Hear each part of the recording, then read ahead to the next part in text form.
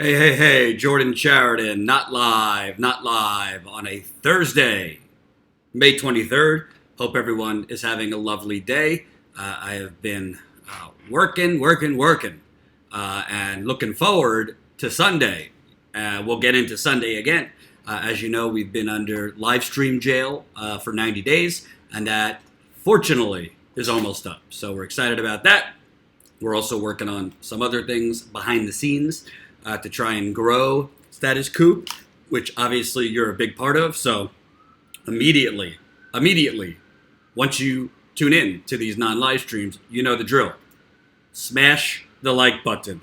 Smash it into smithereens. Smash it like you're being forced to watch a heavyweight boxing match between Nancy Pelosi and Donald Trump's toupee. Smash it like it's the road to war with Iran paved by John Bolton's mustache. Yes, I tweeted that yesterday. Smash it like it's the Democratic National Committee calling themselves neutral after hiring a finance chair who is a mega donor for Hillary Clinton, Debbie Wasserman Schultz, and has donated to Joe Biden and Kamala Harris. Smash the like button. The more people that press that like button, the more people that see this non-live stream. And I will say also, in addition to pressing the like button, one thing you could do to help us is press the share button also. Share it on your Twitter, your Facebook, your Instagram, your whatever. Whatever it allows you to share it on, share it. And spread word of mouth. We are under a new age of digital suppression, so we got to do a lot of things to make sure people know we're on. And we will be on, again, live, which is exciting, this coming Sunday with special guest Jimmy Dore. So tune in live this Sunday, noon Eastern. We're going to have Jimmy Dore. Got a couple other interviews lined up. I got a candidate in Chicago that I think you're going to like hearing from, progressive candidate for Congress. We're going to be actually covering, it's gotten no media coverage, but we're going to be covering the Supreme Court victory for the Crow Indian tribe in Wyoming, where the Crow Indian tribe's treaty rights were upheld, which is rare in any American court, with Trump appointee Neil Gorsuch becoming the deciding vote in favor of the Native Americans. So we're going to have a lot of cool interviews Sunday, and we'll cover some other stories. And of course, you know the drill. We haven't been pushing it because we haven't been able to go live, but we will be pushing, once again, this coming Sunday, our GoFundMe, which is black. Hold on.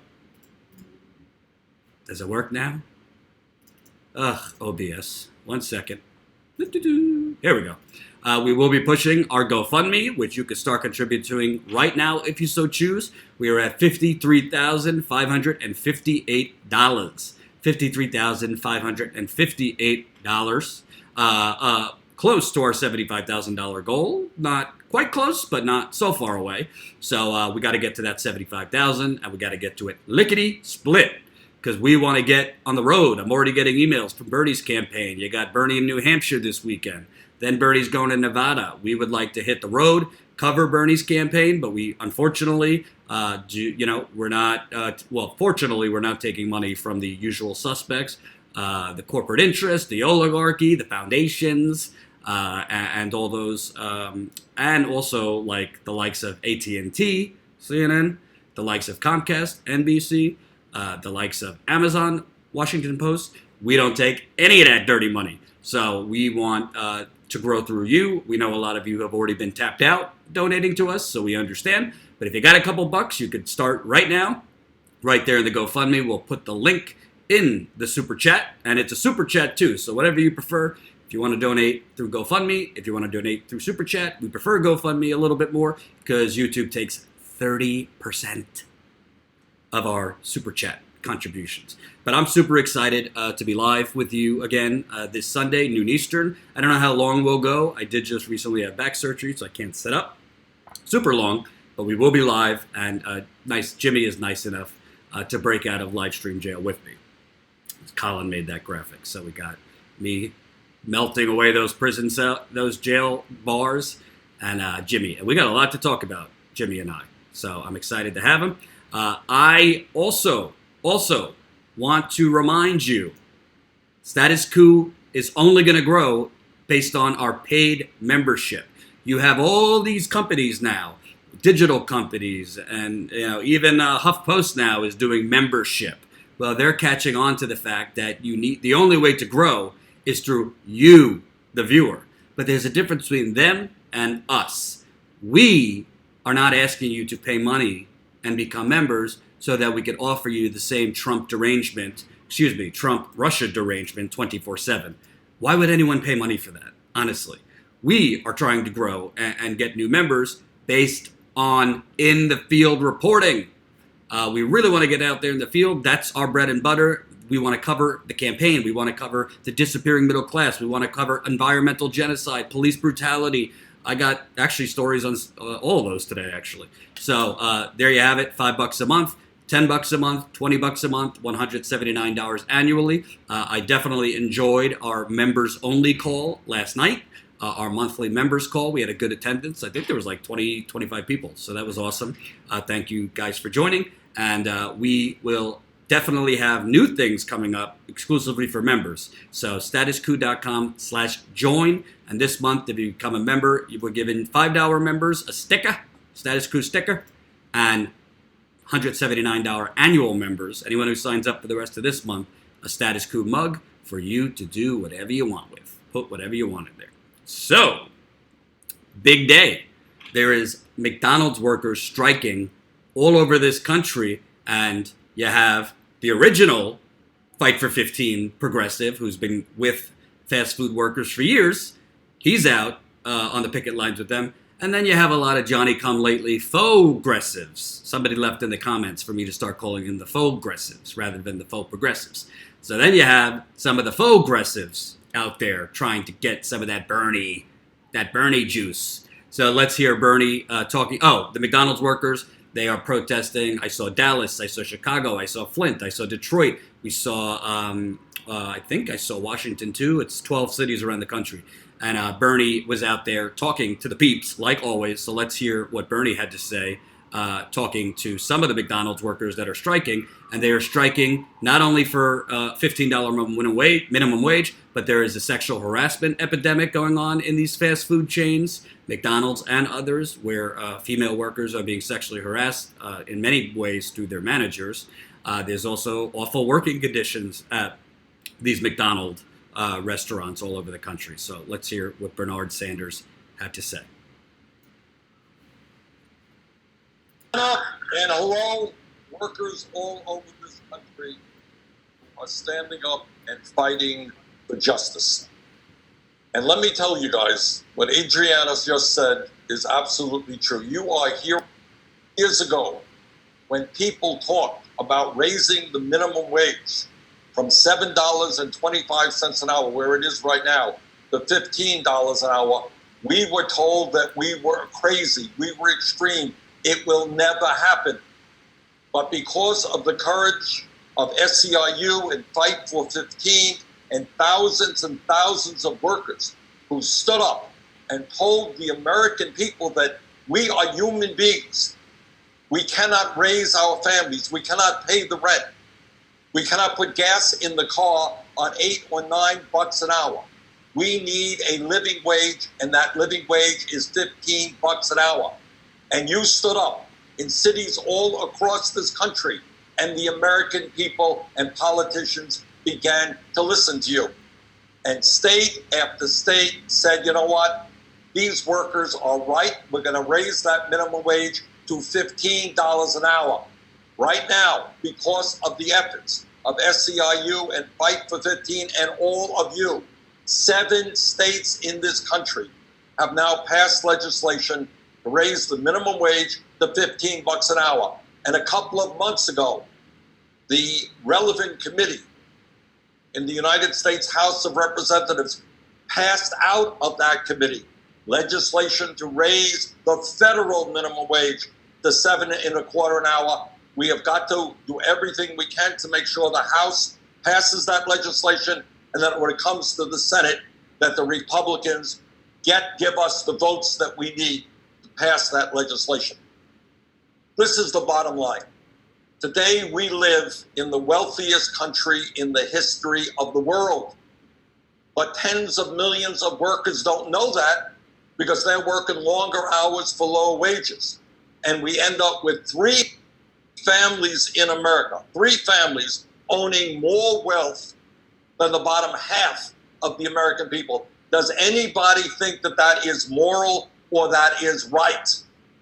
So what we have got to do is continue our efforts to educate and to organize, to raise the minimum wage to $15 an hour, and furthermore, to allow and make sure that workers at McDonald's, workers throughout the whole fast food industry, workers at Walmart, workers at all of the low-wage industries in this country have a right to join a union. And the reason that that is so important, and the reason that I've introduced legislation called the Workplace Democracy Act, is that I know that workers cannot get a fair shake unless they are organized, unless they are able to sit down and negotiate with their employer for fair wages, unless we address the issue that is concerned to so many of you, the issue of sexual harassment, the issue of violence on the job. And the only way workers are going to make real progress and be treated with the respect and dignity they deserve is when they have a union. And we've got legislation in that says if 50% of the workers in an agency plus one sign a card, they're going to have a union. And that legislation also says that any company that refuses to negotiate a fair contract, first contract with the union, they will be severely penalized. And our legislation also repeals Section 14B of the Taft-Hartley Act, which allows for so-called right to work legislation. So let me conclude by just thanking you. You are heroes, you are heroines. And as a result of your efforts, millions and millions of workers are now enjoying better wages, and the momentum is with us to make sure that in the wealthiest country in the history of the world, any worker who works 40 hours a week will not live in poverty. So thank you all very much. So that was Bernie Sanders talking to some of the workers that was, I believe, in Dallas that are striking right now for a higher minimum wage at McDonald's to basically call out McDonald's and get systematic change with sexual harassment of many of the female workers that is rampant at McDonald's, Burger King, other places, as well as verbal abuse, violence that have been perpetrated against these workers. These workers are working in some cases for the national minimum wage, $7.25. I've seen that in Alabama when I was down in Alabama interviewing fast food workers in 2017. And I've seen that here in New York, speaking with people that might make $8.50, $9.50. It's $15 in New York now, but it's not all the way there for all workers yet.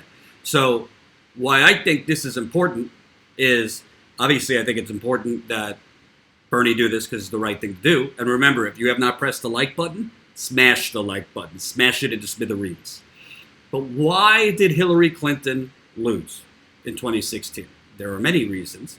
She's corrupt, uninspiring, didn't go to Wisconsin. We can go on and on. She had 5% less African Americans come out for her.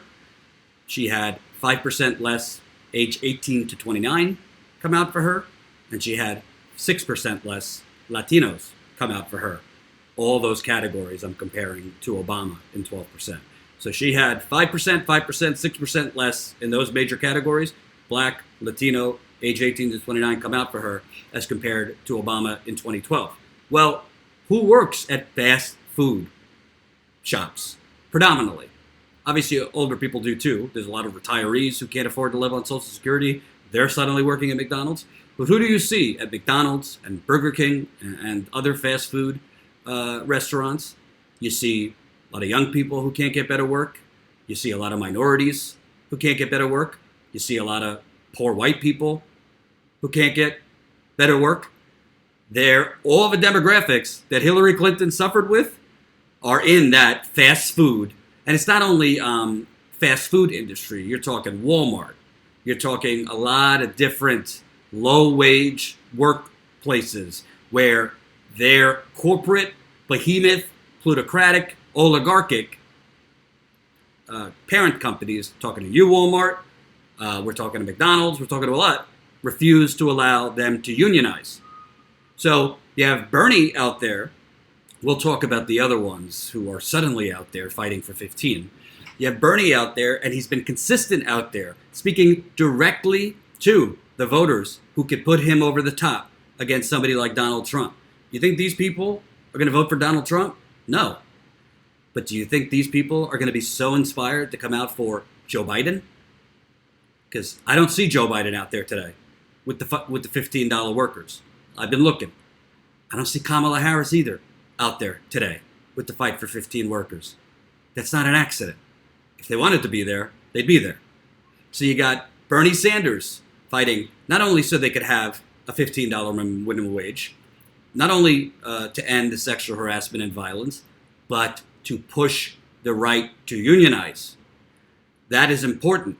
And, you know, Joe Biden, he calls himself Uncle Joe, and I'm a union man. Well, Joe Biden's not out there pushing for Walmart workers to be able to unionize. Joe Biden's not out there for McDonald's workers to unionize.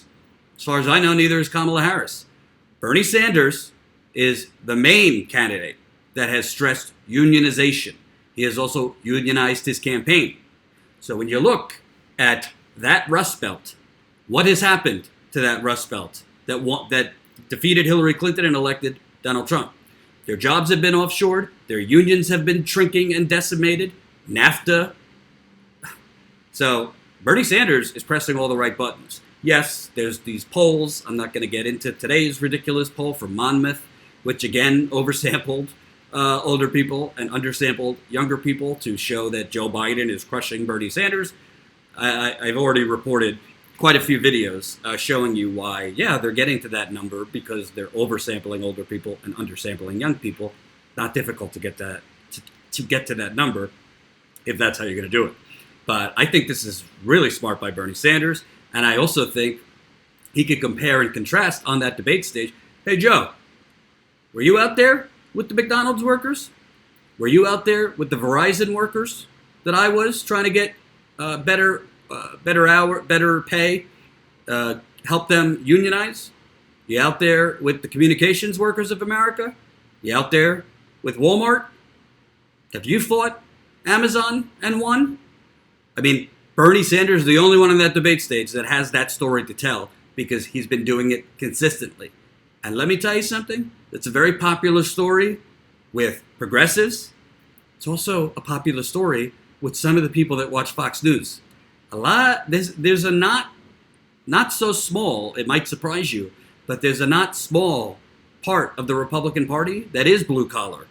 They are, into the social issues like abortion and things like that, but they're pro-life.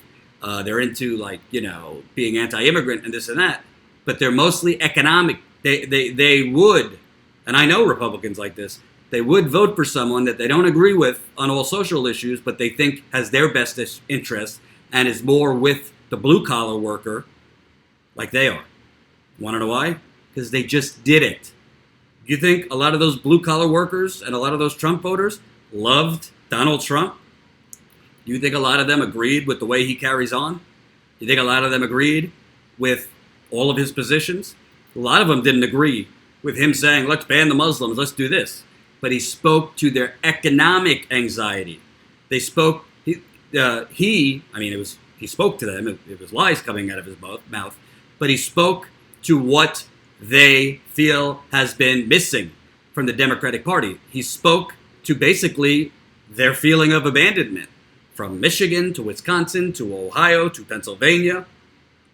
I think that's why Donald Trump did pretty well in New Hampshire during the Republican primary, because a lot of these places is the core of deindustrialization. But the way to combat Donald Trump is to be on the total opposite side of the political spectrum. So Donald Trump's not for a $15 minimum wage. Donald Trump's not for stronger unions and more companies unionizing. Donald Trump's not for ending stock buybacks. Donald Trump is not for any of these actual, not just progressive things, but populist things, real populism. You know, and Bernie is the only one that will be able to contrast with him on that debate stage. But first, it comes down to Bernie contrasting with these faux-gressives. And, you know, here's just one of them. But, you know, you got Washington State Governor Jay Inslee. Suddenly he's progressive. And he's out there with the McDonald's workers striking. Democratic presidential candidate Washington Governor Jay Inslee attended a strike held by McDonald's employees in Chicago on Thursday afternoon. Look at that. Jay is with the people. Oh, that's the whole story. They just show pictures, I guess. So, why do I have a problem with this? And by the way, I like that Jay Inslee is, you know, good on climate change, but that's not the only issue that we vote on. And Bernie Sanders is very good on climate change. But, you know, does Jay Inslee think that maybe he expects it because most reporters are lazy and don't actually look too in depth of anyone's record? But Jay Inslee is the governor of Washington State. Well, Washington State, it's not even a government anymore. It's an employee of Amazon. Amazon runs Washington State. Amazon runs Seattle. Amazon has bought off all of the politicians. How do we know this? Well, besides the fact that Status Quo was just in Seattle a few weeks ago, bringing you in-the-field reporting. Again, in-the-field reporting is what we want to do. And this is how we inform, and I inform myself to bring the news to you, the real news, every single day. So, we're at 409 members. To keep it real, we've been there for about a week. We haven't had one new member sign up. It's killing us.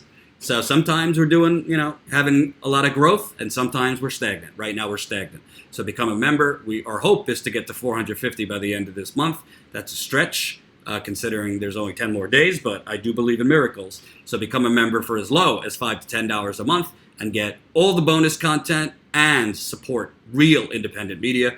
Like I said, we got a few things in the works that we're hopefully going to be announcing to you soon once we finalize them. So, Jay Inslee has allowed Amazon to create a homeless wasteland in Seattle. What do I mean by that? Well, rent has gone up 70% in Seattle in 5 years. Why is that? Well, when Amazon has run of the city, when Amazon is able, you know, Amazon employs a lot of six-figure salary. That's great for them. It does create, you know, restaurants and new business in the area, but it also hikes up the cost of living. So yes, they're able to bring in more upper middle class people that make six figures and higher to live in Seattle, but it pushes out working class people. It's not only happening in Seattle, it's happening everywhere. It pushes out those people that work at McDonald's or Burger King or Walmart or Target or fill in the blank of low-wage work. None of them can afford to live in Seattle anymore. A lot of them can't afford to live in Washington State anymore. And it's not just the fast food workers. There are people that make $60,000, $75,000. It's hard to afford to live in Seattle when the rent keeps going up that high. But this is the price. You know, you got the Jay Inslees of the world that on one end are out there fighting for 15 with their workers, but in reality, as governor, Amazon, the City Council of Seattle was about to pass something called a head tax. And this head tax would have charged Amazon $250 a head.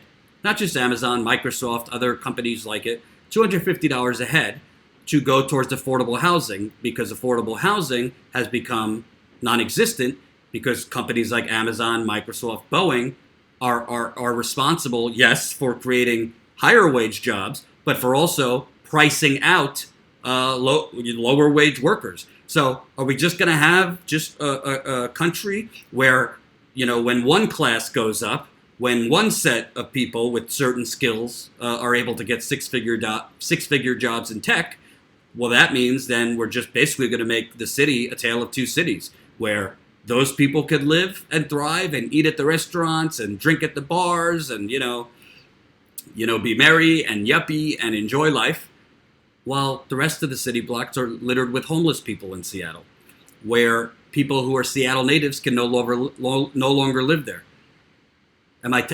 Does this sound familiar to you if you live in San Francisco or Los Angeles or Portland or Chicago or DC or New York, Philadelphia, Cleveland?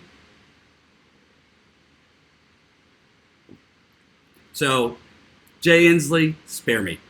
You've taken a lot of money from Amazon, and you have allowed them to have run at the place. And that city council vote that would have charged Amazon $250 a head, it's pennies to them, got killed because of Jeff Bezos and Amazon killing it. And that would have gone towards lifting a lot of those homeless people off the streets into affordable housing, on making more affordable housing for the people getting priced out of places like Seattle. So you also have Julian Castro out there fighting for 15 with people. Well, as HUD secretary, he wasn't exactly fighting for lower income people who need affordable housing. He was selling off foreclosed homes. Where? To Wall Street. But he's out there fighting for 15. These faux aggressives, they're so arrogant because they don't think anyone is going to look. Status quo is looking, baby. We will expose you. So that's how you know. Bernie Sanders has been consistent. Those two have not. I did not see Joe Biden out there today. And by the way, you have Nancy Pelosi, doing it's all theatrics now. And remember, if you have not pressed the like button, a lot of people aren't seeing this. If you press that like button, the more people that press this like button, the more people that will see this non-live stream. We have 2 more days till we're out of live stream jail. So let's smash that like button so more people can see this.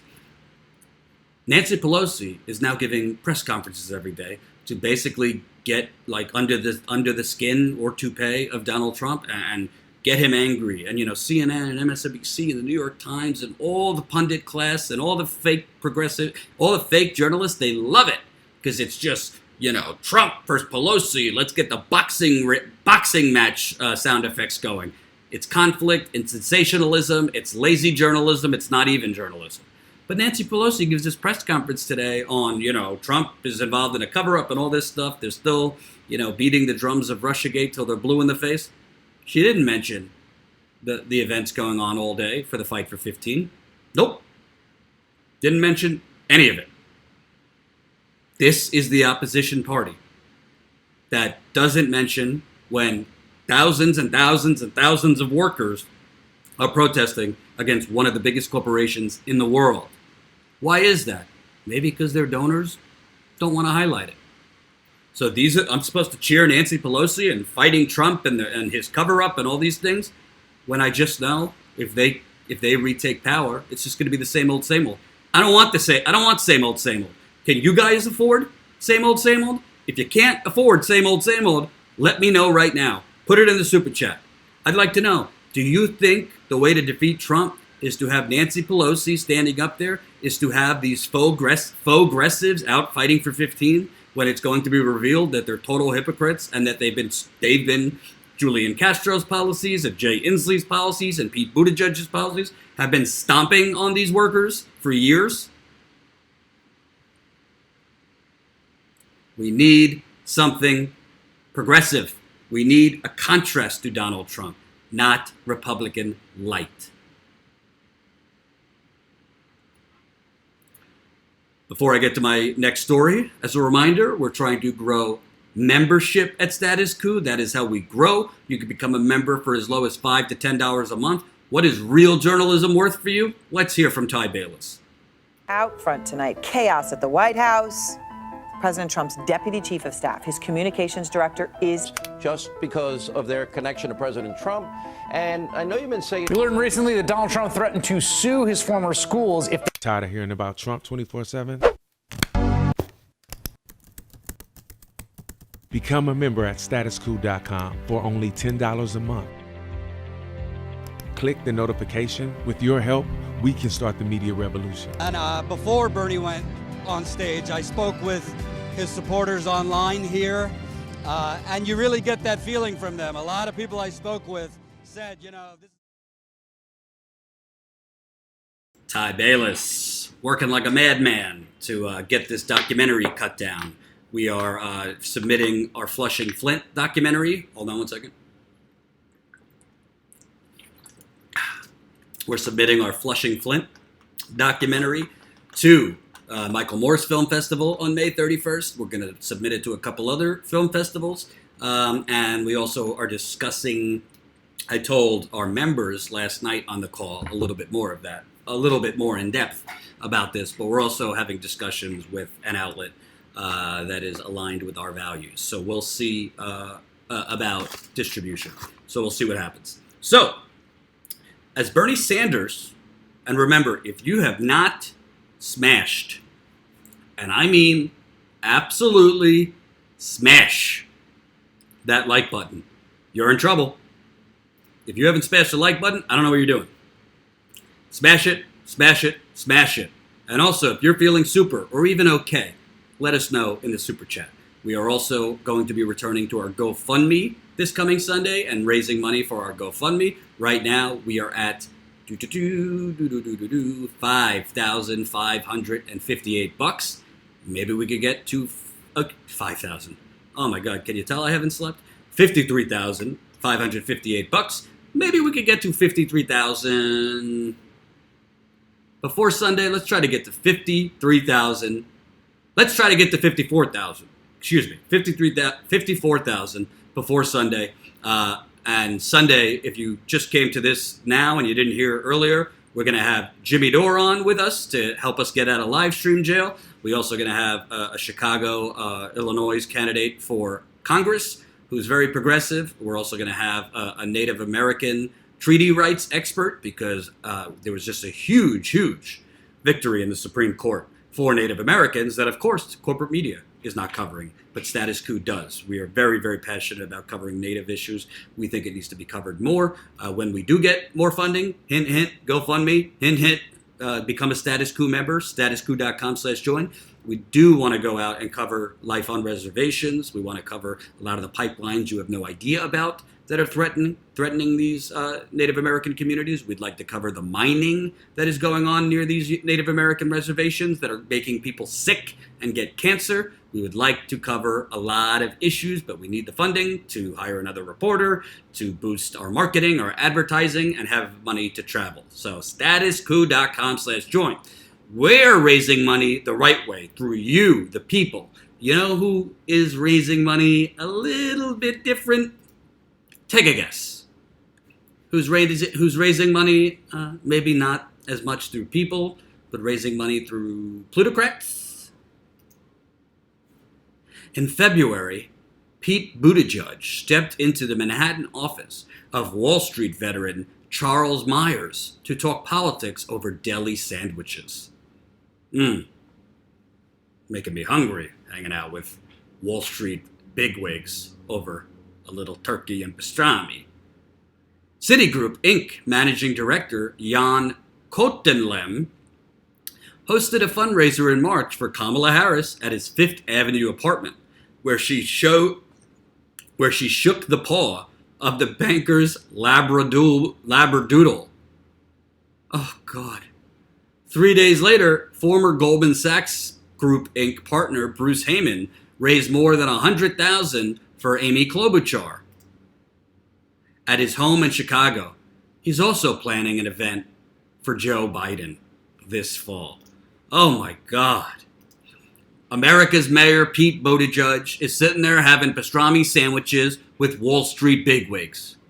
For the people, Kamala Harris, who's out on Colbert the other night, and I'm for the people, and all these late night show hosts are idiots, and they just give total platforms to Wall Street puppets like Kamala Harris.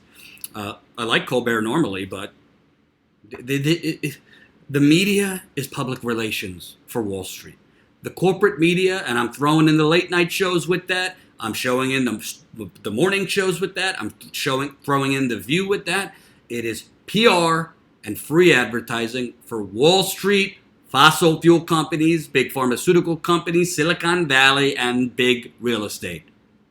And they are all in one sick mixed bowl of groupthink. They are all in one sick, pathetic, lazy bowl of entitlement and arrogance, because they don't leave their bubble and go speak with you, the people, actual people. So when you have Kamala Harris sitting there on Fifth Avenue, playing with a banker's gold labradoodle while probably sipping champagne, that's what happens at these fiestas. 3 days later, Goldman Sachs is raising money for Amy Klobuchar, which I don't care about because she's got no chance. And Joe Biden, I'm a union man, Joe Biden. That's what he said at his kickoff rally. I'm a union man. Middle class Joe. I'm electable. Excuse me while I go give favors to Goldman Sachs. Why can't I think? Wasn't there a candidate who ran for president in 2016? What was that candidate's name?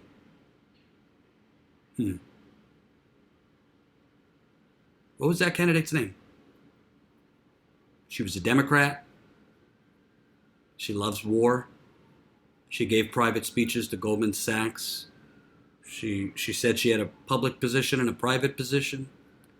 She told the bankers, don't fret. I think you're misunderstood. Your role in the banking crisis. I think that was all misunderstood, Who was that? Because obviously the American people, especially Michigan, Wisconsin, Ohio, Pennsylvania, they love Goldman Sachs. They love candidates who have deli sandwiches with Wall Street bankers. They love, Joe Biden having private fundraisers with Goldman Sachs. This is exactly what the anti-establishment crowd is thriving. More, I'm trying not to get demonetized today, but more bending down and taking it up the beep from beep from beep. If you like my sound effects, let us know in the super chat. Hint, hint. So, what's the most egregious to me about this is this sentence, and this story is from Bloomberg, by the way.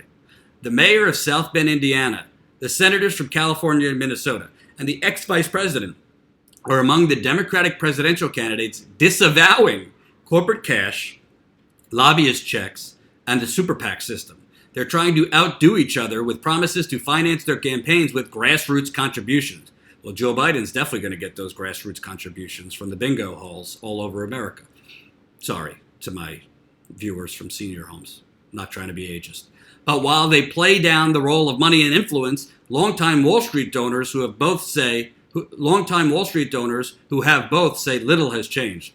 I've talked to about half of them, and I have not run into a single one who said, hey, you worked at Goldman Sachs, I can't take your money, says Heyman, who helped elect Barack Obama by collecting checks from friends and later became his ambassador to Canada.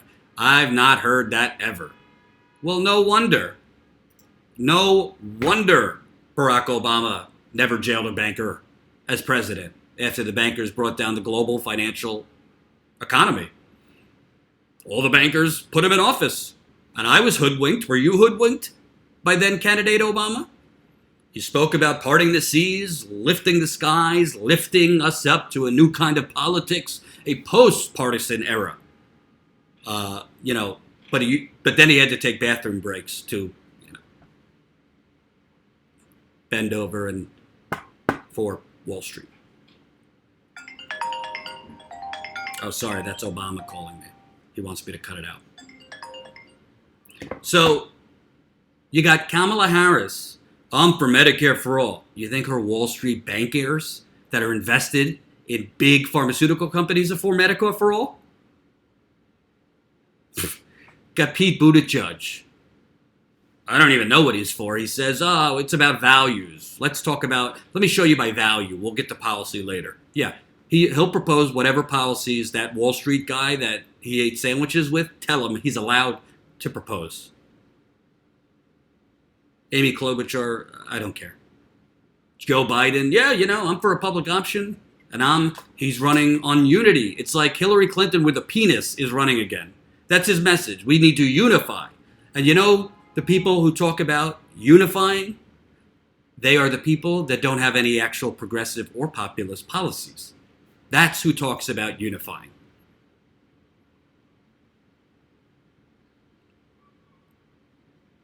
But the fact that you got Wall Street executives on the record saying, I've talked to about half of them, and I have not heard one of them say, well, you're at Goldman Sachs, so I can't take your money.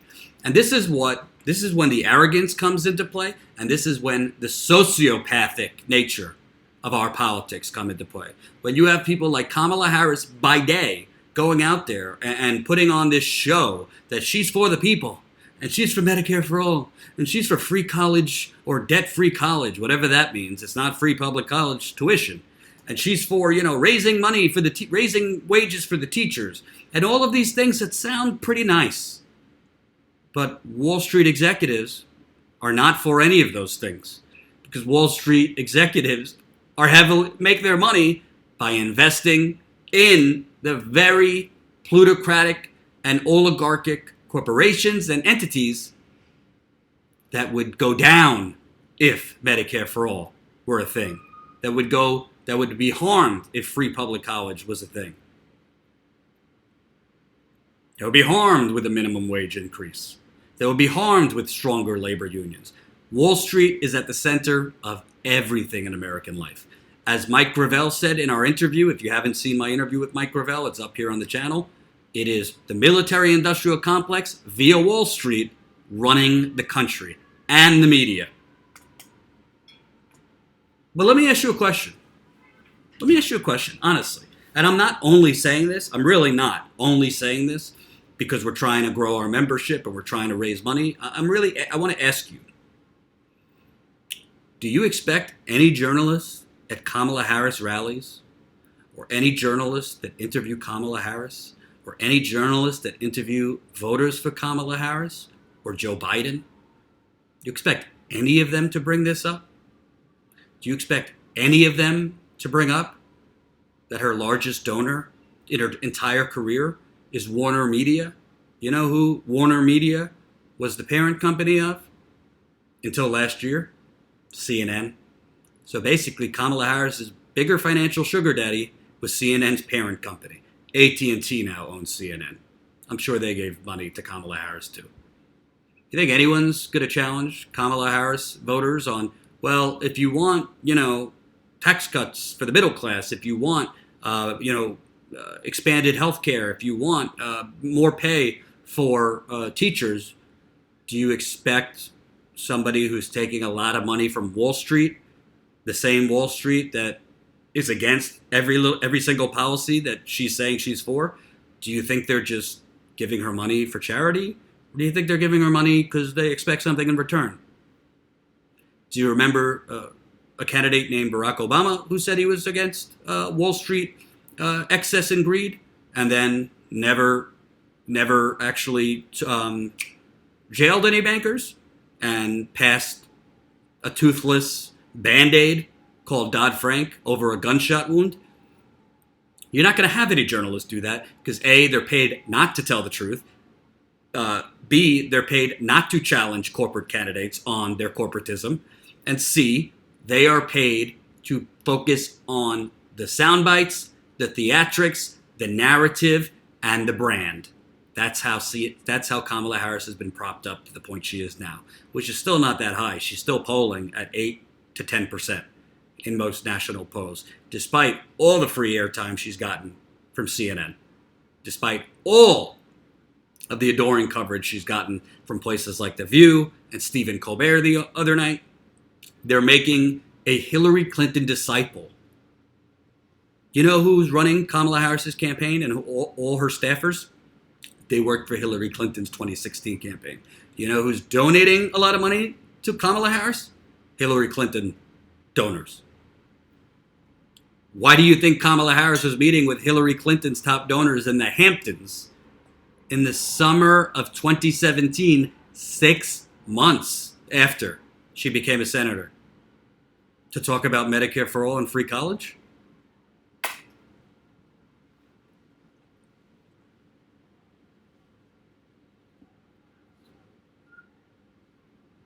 Until progressives not only support Bernie Sanders or Tulsi Gabbard, or if you want, Elizabeth Warren, but also fund real independent media, because the only way to wake up more of the masses to the fact that they're being lied to by people like Kamala Harris and Joe Biden is to get aggressive reporting out there that shines a light on it, exposes it, and makes it go viral. Not every clip goes viral, but that's how you do it. I would like to think that while I was at the Young Turks, being able to go out in the field and cover a lot of Bernie's campaign, cover a lot of Trump's campaign, cover a lot of Clinton rallies, and actually challenge these people, a lot of those clips went viral for a reason, because nobody else does it. It helped wake more people up. And that's not to like toot my own horn. I had the funding from the Young Turks to do it. And that's what we're looking at now. So again, whatever way you could do it. If you can't become a member and pay per month, feel free. Feel free. Leave a contribution via GoFundMe. We appreciate every contribution. I think the limit is $5. You can't donate less than $5. But we really, really appreciate it. And we're going to be returning Sunday, pushing GoFundMe with the great Jimmy Dore. We are out of live stream jail this Sunday. So, we've covered Bernie Sanders and him fighting for McDonald's workers while faux aggressives work basically to have an extreme makeover and pretend they haven't been stomping on the workers all along. We just covered Kamala Harris, Joe Biden, Pete Buttigieg bending over and taking it up the beep from Wall Street. Excuse me if I'm being crude. Now, I want to cover a story that's not getting a lot of attention, and it should be.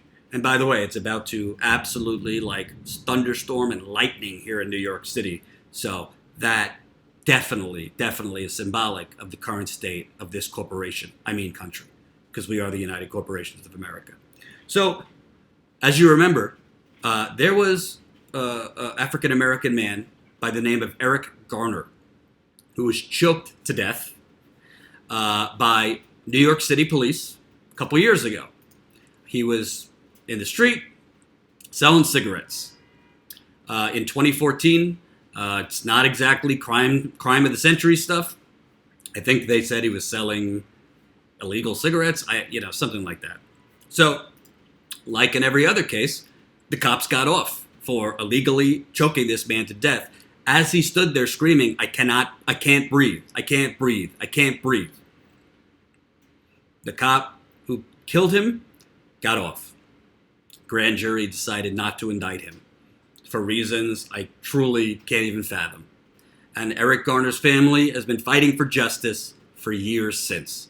Any justice would be nice. Well, new text messages came out showing you exactly how much the life of Eric Garner was worth to the New York City Police Department. A police commander in Staten Island received text messages from one of his officers in July 2014, informing him that a man identified as Eric Garner had been arrested and was most likely dead on arrival after he had been wrestled to the ground. Not a big deal, the lieutenant replied. We were effecting a lawful arrest. Audible gasps were heard as the texts were read aloud on Thursday during a police disciplinary hearing for Officer Daniel Pantaleo. He is accused of recklessly using a chokehold that led to Mr. Garner's death after he was detained on the suspicion that he was selling untaxed cigarettes. The text and testimony provided unsettling new details in one of the most wrenching cases of suspected police misconduct in New York. Let me repeat this. He's texted, not a big deal, the lieutenant replied. We were effecting a lawful arrest. So, you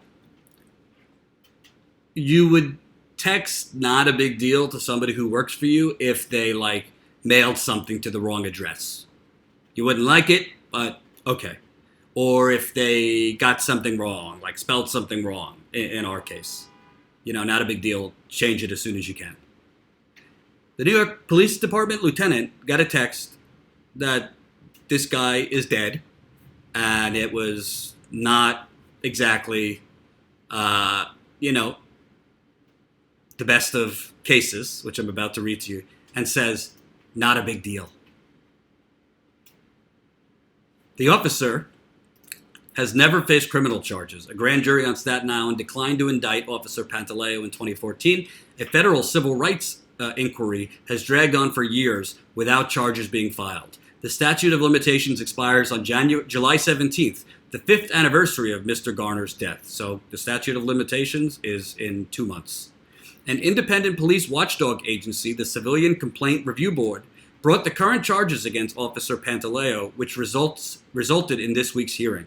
The evidence at the hearing picked up events from the police department's perspective, while Mr. Garner, who is at least 6 feet 3 inches tall and had asthma so severe that he quit his job, was lying motionless on the ground on Bay Street near the Staten Island ferry.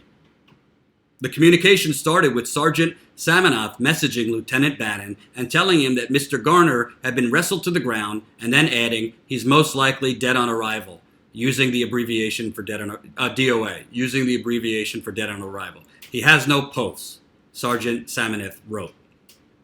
After acknowledging the message, Lieutenant Bannon wrote his follow-up note, now linking not a big deal with I can't breathe, as the two defining quotations for Mr. Garner's death.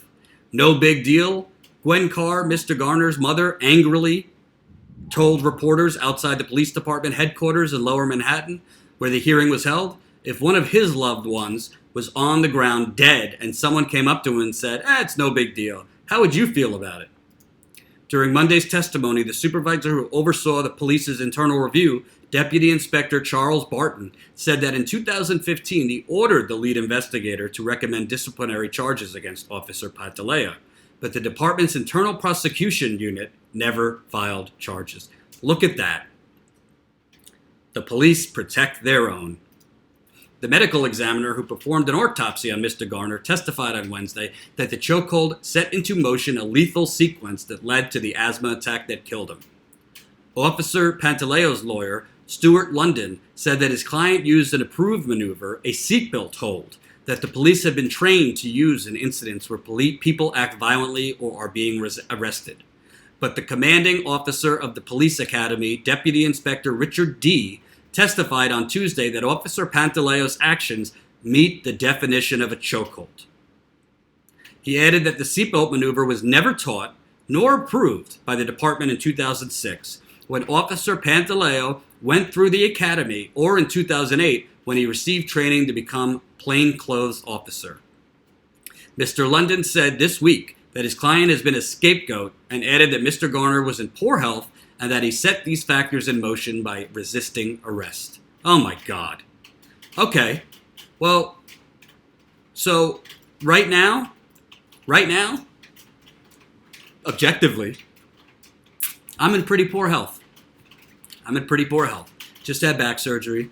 I've got tape around my foot because when I woke up from back surgery, the numbness was a lot better in my foot, but now I have plantar fasciitis, which I've never even heard of, but of course I have it. So I have tape around my foot and I'm icing and all these things. So if something happens where I need to run or I need to boogie, I can't do it. If I get killed because I can't run, are they going to be like, oh, well, he should have ran? Well, I can't run right now. It's not my fault. My back got messed up, largely from traveling. I also fell in Standing Rock, slipped on ice, and fell down not a huge hill, but a tiny hill, and hurt my back even more. So this is the equivalent of saying somebody with back problems or saying somebody who has diabetes or whatever, you're responsible for your own death. We illegally choked you out. We wouldn't let up when I said I can't breathe. You're responsible because you were in poor health. That's beyond blaming the victim. That's savagery coming from the New York Police Department.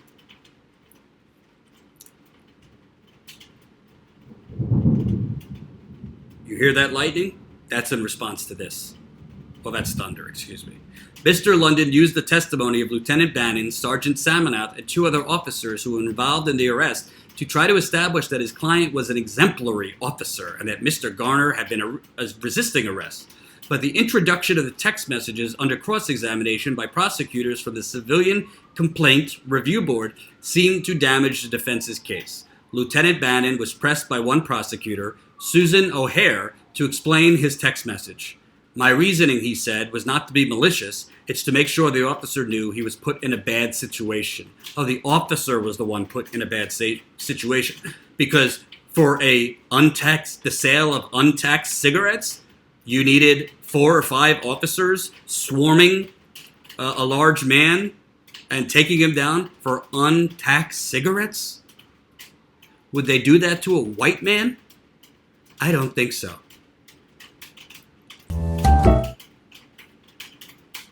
Would you agree that Eric Garner was put in a bad situation? Mr. O'Hare asked. Lieutenant Bannon hesitated for several seconds. I don't know how to answer that. Of course you don't know how to answer that. The testimony on Thursday also focused on the low-level quality of life enforcement that the police were conducting in the weeks before Mr. Garner's death. Mr. Garner was arrested 3 times during that crackdown, the final one on the day he died. Quote, the arrest of Eric Garner was a result of a chain of decisions originating at the very highest levels of the New York Police Department. Patrick J. Lynch, the president of the Police Benevolent Association, said after the hearing, police officers who enforce quality of life offenses are not cowboys or free agents. They follow the direction of their supervisors, who in turn are responding to complaints from the community. Yeah, because I know all my neighbors are saying, if you see a big black man on the corner selling untaxed cigarettes, choke him out. Police unions, I'm pro-union, but these police unions are disgusting. They're the same police unions who are defending Jason Van Dyke in Chicago, who shot Laquan McDonald 17 times. 16 times. When he was already lifeless, probably after the 3rd or 4th shot. Who, by the way, you want to talk about how terrible corporate media is? The Atlantic magazine and website literally just made now former Chicago Mayor Rahm Emanuel an ideas contributor. He's now an ideas columnist, Rahm Emanuel, the same Rahm Emanuel who helped the police department cover up the Laquan McDonald execution, the same Rahm Emanuel who basically has, left most of Chicago to rot while beautifying and gentrifying and pouring in millions of Wall Street money into that Riverwalk area downtown, which is very beautiful. I've walked it. It's nice. But if you look around the rest of Chicago, he's let it rot. The same Rahm Emanuel that has allowed a police force to become a militarized occupying force in Chicago. Ty and I were there last summer. We saw it. We covered it. With your help, with your money. Thank you. Status Coup.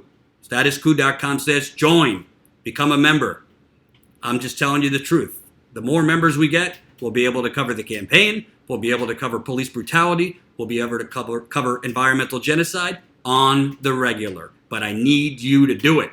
We need you to make it happen.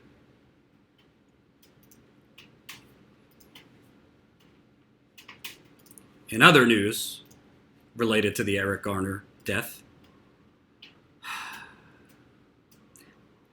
Daniel Pantaleo's trial in the Eric Garner chokehold case is delayed yet again. Not a criminal trial, whether he should be administrative trial. After taking a 4-day break, the administrative trial of Officer Daniel Pantaleo on charges that he used a banned chokehold in the death of Eric Garner in 2014 continued on Tuesday, running 3 hours before taking another hiatus that will last 2 weeks. The slow progress appears to be frustrating all parties involved except Pantaleo and his lawyers, who told an irate judge, Rosemario Maldonado, that the delay was unavoidable as a witness they would like to call is currently unavailable.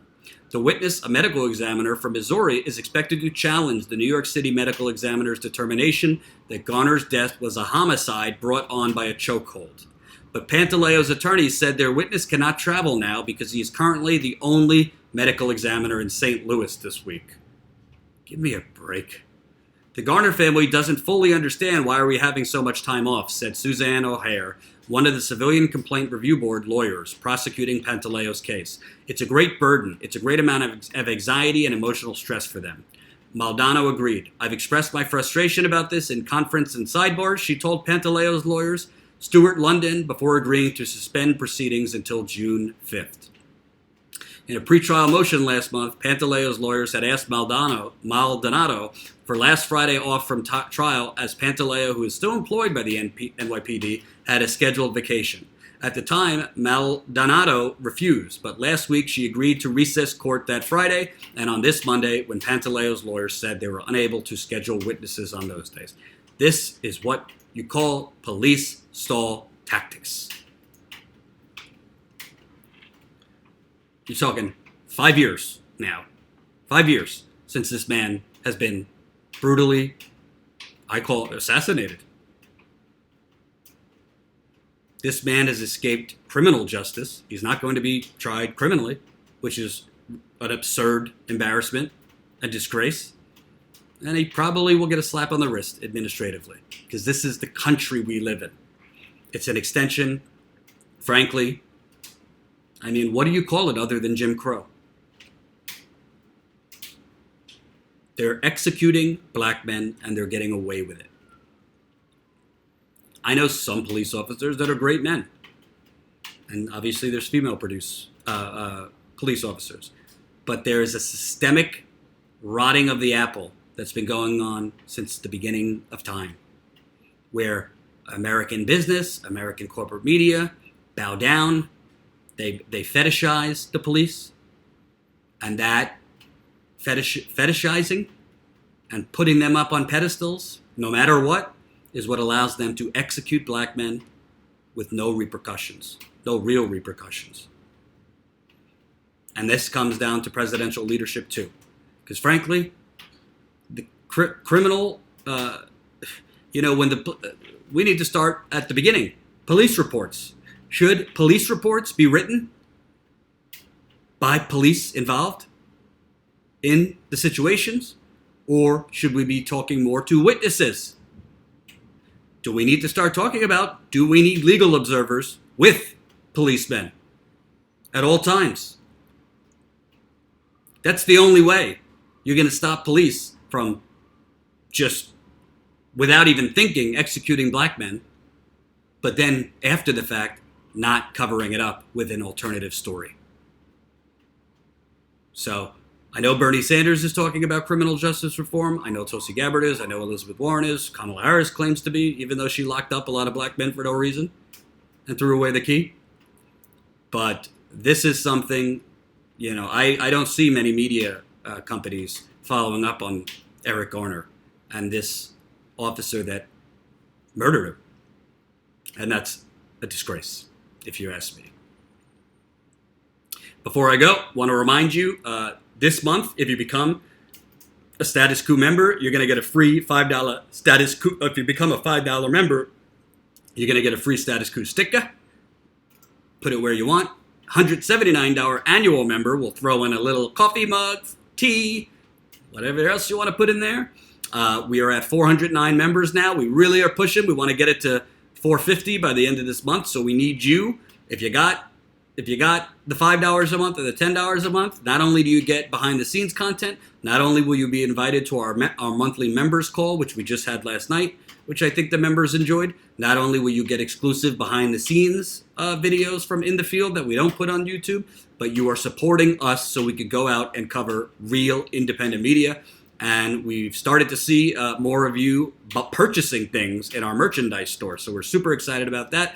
You can find our merchandise store by going to statuscoup.com. Click on store at the top right there, and it will redirect you to our swag store where you could get shirts for the summer. Ladies, men, we have shirts in white, shirts in black. We got covers for your phone, your laptop. We have poster boards. We have coffee mugs, clocks, throw pillows. We got it all. And we're going to be adding things as we go. So definitely get your Status Coup swag. That's another great way for us to earn more revenue so we get out in the field. Thank you for watching. Peace out.